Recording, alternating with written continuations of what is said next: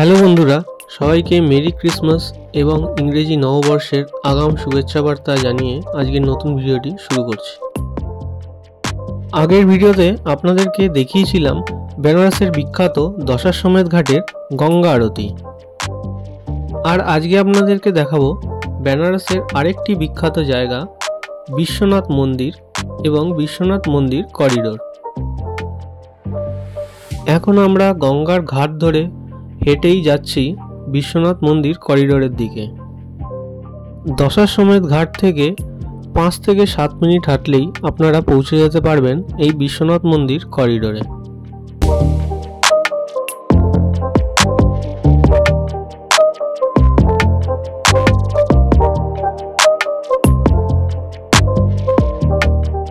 এখন আমরা পৌঁছে গেছি ললিতা ঘাটে, আর এর একদম পাশেই হলো বিশ্বনাথ মন্দির করিডোর, যেটি আপনারা এখন দেখতে পাচ্ছেন।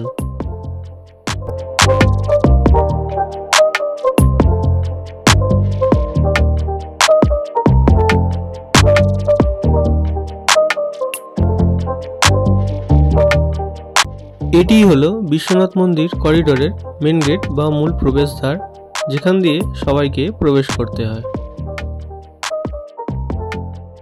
এই বিশ্বনাথ মন্দির করিডোরটি একদম গঙ্গার ঘাটের পাশেই অবস্থিত, তাই আপনারা যারা গঙ্গার ঘাটে স্নান করে বাবা বিশ্বনাথকে পুজো দিতে চান তারা এই রাস্তা দিয়েই যেতে পারবেন, কারণ আর কোনো বিশ্বনাথ মন্দিরের গেট গঙ্গার অভিমুখে নেই।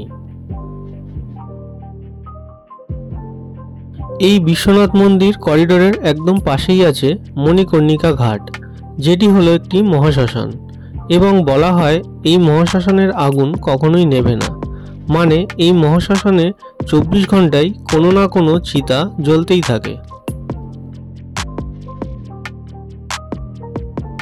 এটিই হলো করিডোরের মেন গেট, যেখান দিয়ে আপনারা ঢুকতে এবং বেরোতে পারবেন।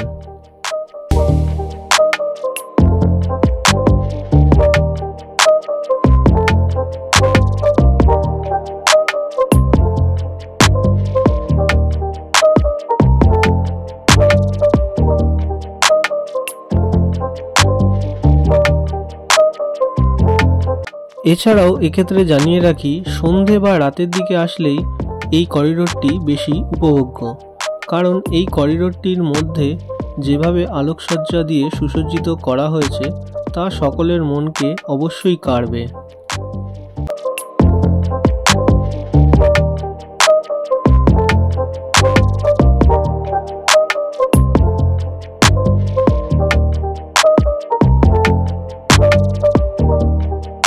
এখানে আগত দর্শনার্থীদের জন্য বিভিন্ন রকমের সুযোগ সুবিধার ব্যবস্থা রয়েছে।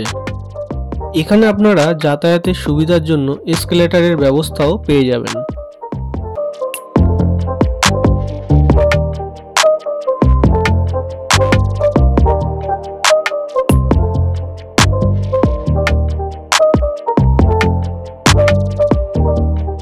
আপনাদের যাদের হাঁটাচলা করতে সমস্যা রয়েছে তাদের জন্য এইখানে পেয়ে যাবেন হুইল চেয়ারের ব্যবস্থা।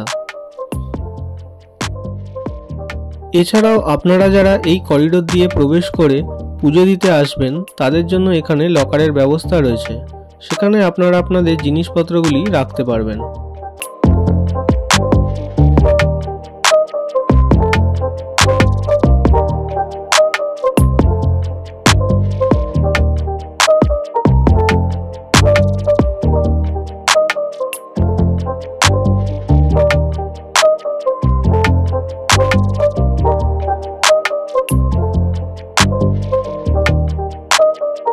এছাড়া খাওয়া দাওয়া করার জন্য এখানে আপনারা বিভিন্ন রকমের খাবারের দোকান পেয়ে যাবেন।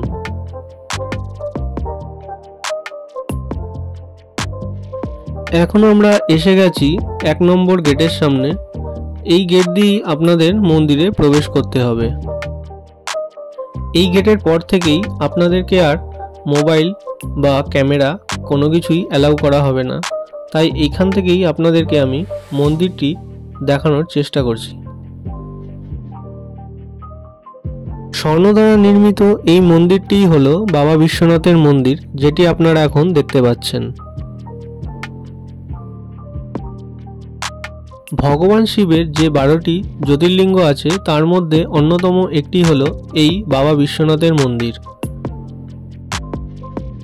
বিশ্বনাথ মন্দির দর্শন করার জন্য গোধুলিয়া চক থেকে আপনারা আরও 2টি রাস্তা পেয়ে যাবেন। এর মধ্যে একটি রাস্তা আপনি পাবেন দশাশ্বমেধ ঘাটের দিকে যেতে। এটিই হলো বিশ্বনাথ গলি, যেটি আপনি দশাশ্বমেধ ঘাট যাওয়ার রাস্তার ওপরেই পেয়ে যাবেন। এই গলি দিয়ে প্রবেশ করে বেশ খানিকক্ষণ হাঁটলেই আপনি পৌঁছে যাবেন বিশ্বনাথ মন্দিরে এবং তার পাশে থাকা অন্নপূর্ণা মন্দিরে।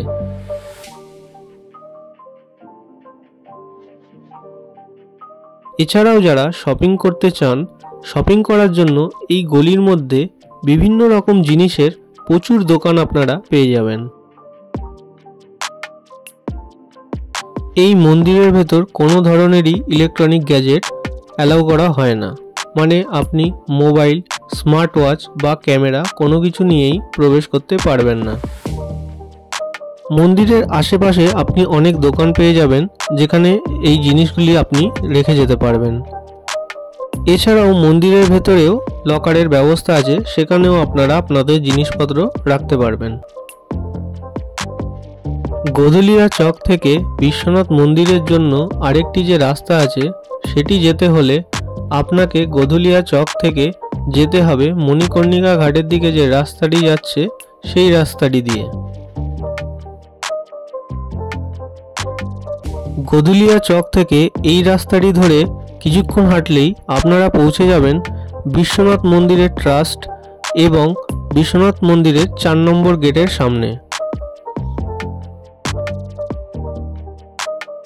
এটিই হলো বিশ্বনাথ মন্দিরের ট্রাস্টের অফিস।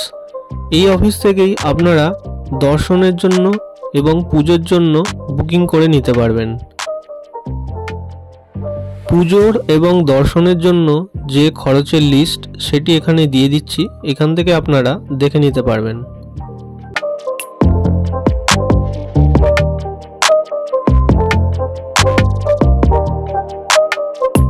এই ট্রাস্টের অফিসার থেকে 1 মিনিট হাঁটলেই আপনারা পৌঁছে যাবেন বিশ্বনাথ মন্দিরের 4 নম্বর গেটের সামনে। আমাদের আজকের এই ভিডিওটি আপনাদের কেমন লাগলো তা অবশ্যই কমেন্ট বক্সে কমেন্ট করে জানান, এবং ভিডিওটি যদি ভালো লেগে থাকে তাহলে অবশ্যই লাইক করুন এবং সবার সাথে শেয়ার করুন, এবং আমাদের চ্যানেলের পরবর্তী ভিডিওগুলি দেখবার জন্য অবশ্যই চ্যানেলটিকে সাবস্ক্রাইব করে বেল আইকনটিকে ক্লিক করে রাখবেন। আজকের ভিডিওটি এখানেই শেষ করছি, দেখা হবে পরের ভিডিওতে। সবাই ভালো থাকবেন, সুস্থ থাকবেন।